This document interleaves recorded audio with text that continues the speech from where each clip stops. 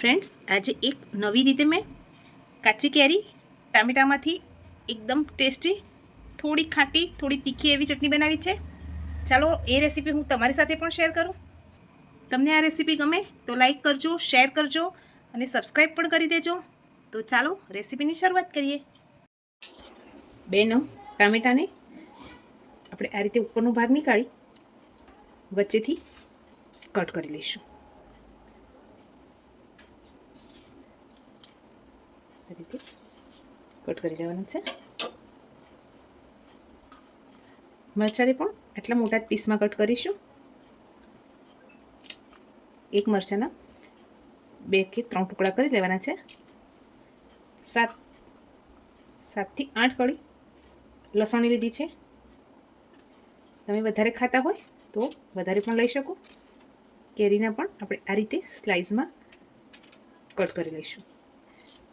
આ રીતે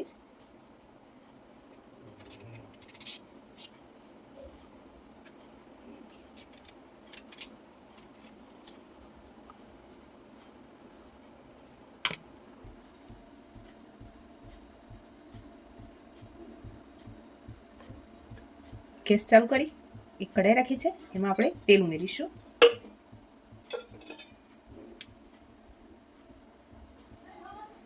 તેલ ગરમ થવા લાગે એટલે આપણે એમાં કેરી ઉમેરી દઈશું, ટામેટા ઉમેરી દઈશું.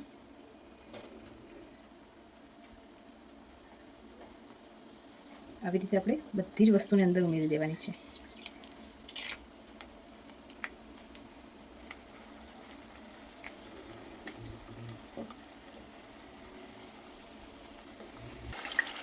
લસણની કળી પણ ઉમેરી દઈશું.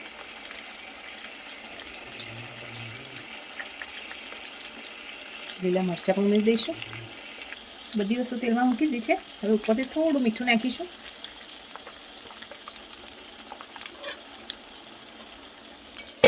નાખીને આને કૂક થવા દઈએ. આપણે આને ઉલટતા દઈશું અને સરસ ફ્રાય થવા દેવાની છે તેલમાં.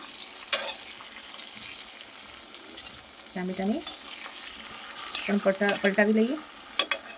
એકદમ સરસ કૂક થઈ જશે એટલે એની છાલ નીકળવા લાગશે.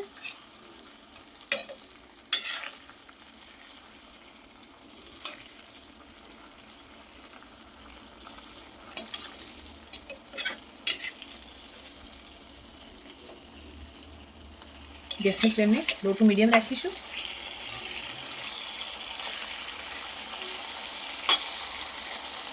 આ રીતે વચ્ચે વસ્તુને ફેરવતા જવાનું છે અને સરસ ફ્રાય થવા દેવાની છે.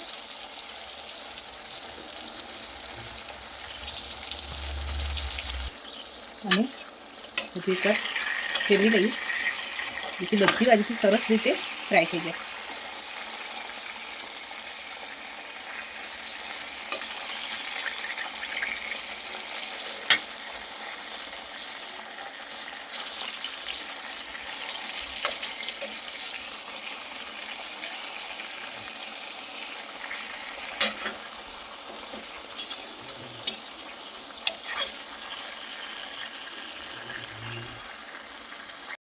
ટામેટા આપણા સરસ બફાઈ ગયા છે. હવે એને નીકાળી લઈએ.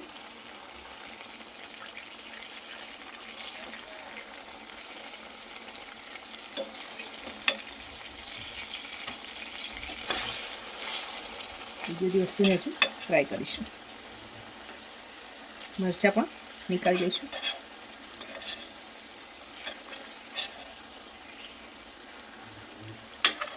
લસણ પણ નીકાળી લઈએ જોડે જોડે. હવે ગેસની ફ્લેમ ઓફ કરી બધી વસ્તુને બહાર નીકાળી દઈએ. મિક્સર જારમાં ડુંગળીને કટ કરી લઈશું.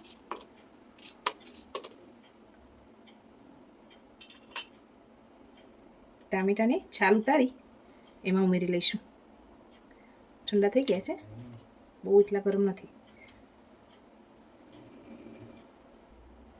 મિક્સર જારમાં ડુંગળી અને ટામેટા ઉમેરી દીધા છે. કેરી, મરચાં અને લસણ આપણે પાછળથી ક્રશ કરીશું. હવે આપણે આમાં કેરીનો જે પલ્પ છે એ ક્રશ કરી લઈએ. આ રીતે છાલ ઉતારી પલ્પને મિક્સર જારમાં ઉમેરી દઈએ.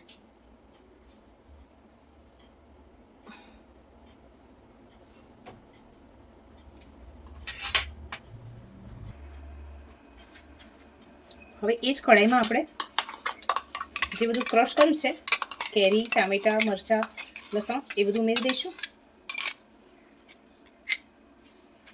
હવે આપણે આમાં રૂટીન મસાલો ઉમેરીશું. એમાં તો આપણે ચાટ મસાલો છે, લાલ મરચું પાવડર, તમે તમારી તીખાશ પ્રમાણે, કેમ કે આપણે આમાં લીલા મરચાં ઉમેરેલા છે. 1 ચમચી ધાણા જીરું પાવડર ઉમેરીશું. સ્વાદ પ્રમાણે મીઠું ઉમેરી દઈશું. હવે બધું સરસ મિક્સ કરી લઈએ.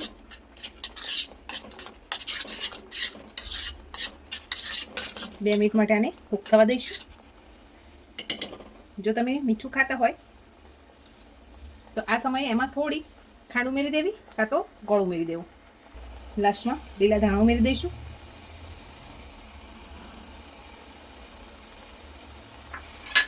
ગેસની ફ્લેમને લો રાખી ચટણીમાંથી તેલ છૂટું પડે ત્યાર સુધી આને કૂક થવા દઈએ, જેથી આપણા મસાલા સરસ સેટ થઈ જાય. ચટણી બનીને તૈયાર થઈ ગઈ છે. હવે આને સર્વિંગ બાઉલમાં નીકાળી લઈએ. ફ્રેન્ડ્સ, આપણી એકદમ ટેસ્ટી,